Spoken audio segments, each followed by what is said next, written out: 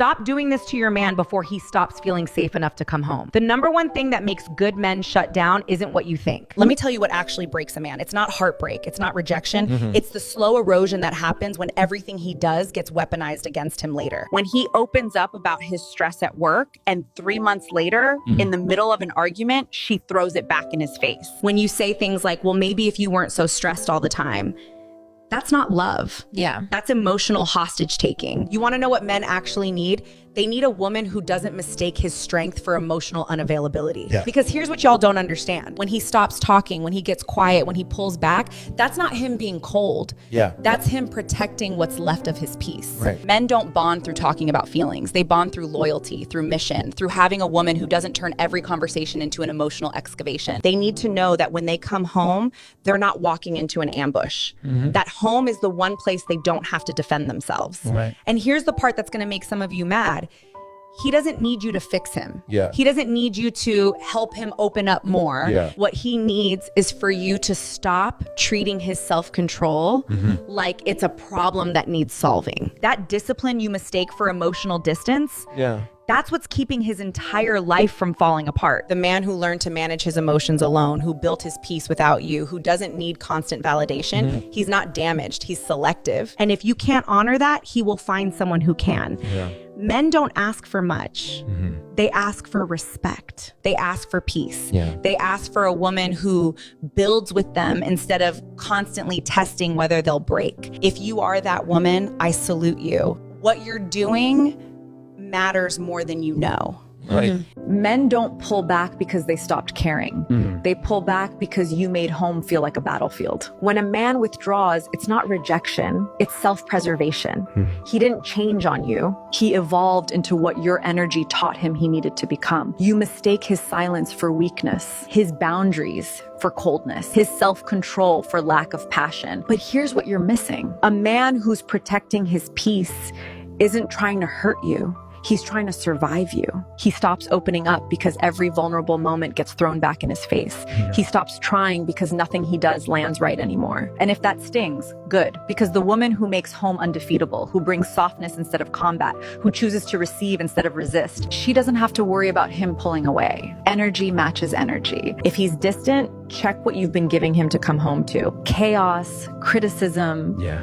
or indifference. Yeah. He'll mirror every bit of it. Stop weaponizing your emotions every time he sets a boundary. Yeah. Stop punishing him with silence when he refuses to argue. Fix that and watch how fast everything shifts. Can we talk about how exhausting some women have become to be around? And I'm saying this as a woman. The amount of negativity that comes out of some women's mouths these days is genuinely insane. Right. Every conversation turns into a complaint session. Her man is never enough. Her job is the worst. The waitress was rude. Traffic was terrible. The weather sucks. Her mother-in-law is annoying. Nothing, and I mean nothing, is ever just fine. It's always a problem that needs to be dissected, analyzed, and complained about for the next 45 minutes. And here's what women don't realize.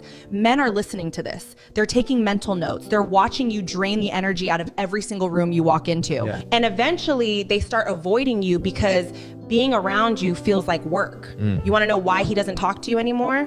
It's not because he's emotionally unavailable. Yeah. It's because every time he opens his mouth, you find something negative about what he says. Every idea he has, you shoot down. Right. Every win he shares, you minimize. Every struggle he mentions, you one up with your own problems. That constant negativity, that's not feminine energy. That's not strength.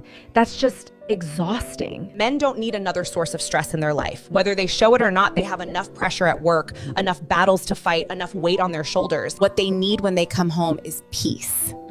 Not another person pointing out everything that's wrong. And before you come at me with women are allowed to have emotions, yes, you are. But there's a difference between processing your feelings and weaponizing your mood against everyone around you. There's a difference between venting occasionally and making negativity your entire personality. The women who have mastered feminine energy, they bring lightness. Yeah. They bring warmth. Yeah. They bring solutions, not just complaints. They make their man's life easier, not harder. And guess what? Those are the women men protect, pursue, and prioritize. If every word out of your mouth is negative, don't be surprised when he stops wanting to hear you speak. Energy is contagious, and right now, yours is killing the vibe. Bring back the warmth or watch him find it somewhere else. All women say they want a good man until they actually meet one and realize they're not equipped to handle him. A good man is not convenient. He doesn't bend to accommodate chaos. He doesn't rearrange his values because you're emotional. A real good man has discipline, boundaries, and priorities that don't shift based on your mood. And this is where women get confused. When you've never met emotional maturity, you misread everything. You call him cold because he won't tolerate drama. You call him selfish because he protects his peace. You label him detached because he refuses to beg for your approval. But that's not coldness. That is self-respect. A man who knows his worth doesn't move from insecurity. He moves from conviction. Good men don't chase drama. They don't chase chaos. And they sure as hell don't chase women who weaponize emotion. They build, they lead, they create order. Most women aren't ready for the responsibility that comes with a stable man because stability doesn't feed your need for emotional roller coasters. It doesn't scratch that itch for unpredictable validation. For women raised in dysfunction, peace feels boring until you lose it. A good man requires partnership, respect, and a woman who's emotionally regulated, not reactive, not reckless. Stay solid. Good men don't bend, they build. And the right woman rises to meet him. The strongest man you'll ever meet isn't the one who never breaks. He's the one who rebuilt himself in silence, without a parade, without permission, and without you. When a man heals alone, something shifts deep inside. He doesn't need you to believe in him anymore. He doesn't need you to validate his pain or celebrate his progress. That self-trust can't be taught. That's forged in isolation. And here's what nobody tells you about that. When he's done rebuilding, he stops chasing. He stops explaining himself. He stops tolerating disrespect disguised as personality or boundaries that conveniently change when they don't serve you anymore. That's not cold. That's not him being damaged. That's clarity. That's what happens when a man stops looking for completion outside himself and finds it within. You can call him emotionally unavailable all you want, honey. But what you're really seeing is a man who outgrew the need for your approval because he learned to give it to himself first. If you are truly that woman who can meet a man like that with softness instead of competition, with respect instead of tests, I salute you. He's watching for you.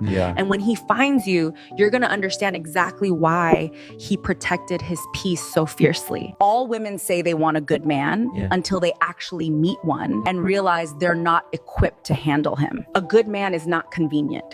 He doesn't bend to accommodate chaos. He doesn't rearrange his values because you're emotional. A real good man has discipline, boundaries, and priorities that don't shift based on your mood. And this is where women get confused. When you've never met emotional maturity, you misread everything. You call him cold because he won't tolerate drama. You call him selfish because he protects his peace. You label him detached because he refuses to beg for your approval. But that's not coldness. That is self-respect. A man who knows his worth doesn't move from insecurity. He moves from conviction. Good men don't chase drama. They don't chase chaos.